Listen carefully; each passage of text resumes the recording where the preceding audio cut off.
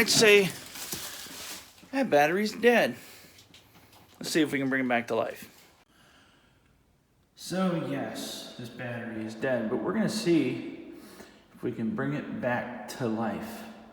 It is kind of an older one. If you noticed, June of 2013. We'll leave us plugged in for a day or two and we'll see what our luck is. So as I was getting that battery out of the lawnmower, I was thinking about how batteries can be dead or almost dead or completely dead, and we can bring them back to life. I thought about what Jesus did on that Friday so many years ago. He actually died on the cross. But something really special happened on the third day. Take a look at what he said before he died in the middle of his ministry. This is John chapter 5. He actually says this, "I tell you the truth. Whoever hears my word and believes him who sent me has eternal life and will not be condemned. He has crossed over from death to life." From death to life. So in John, Jesus is saying he who hears and believes. When Paul was writing in Romans chapter 10, he was trying to explain this to people, and here's how he put it. This is in Romans chapter 10, and it's in verses 9 and 10. This is what he said. "If you confess with your mouth Jesus is Lord and believe in your heart that God raised him from the dead, you will be saved. For it is with your heart that you believe and are justified, and it is with your mouth that you confess and are saved." You see, it's always been about the heart.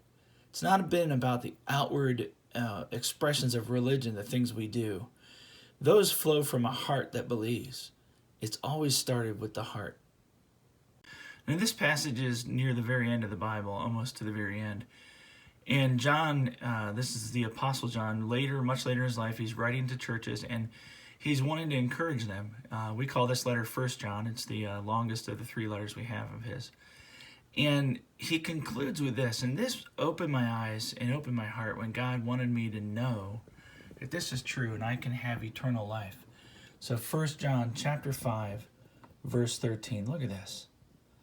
"I write these things to you who believe in the name of the Son of God, so that you may know that you have eternal life."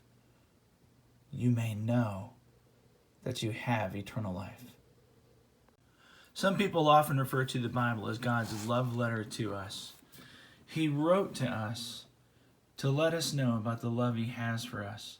His son did die on that Friday so many years ago. But just 2 days later, what the Bible calls the third day, he rose from the dead, signifying that he has complete power over death because he is God and his promises are true. You can trust in that today. That battery, it may not come back to life, but you still have a chance. If you're listening to this message right now, he wants to enter your life and help you cross over from death to life. All you have to do is hear his word and believe in your heart, and you will be saved. What a great, great God. Enjoy this weekend, celebrate him, and give your life to Jesus.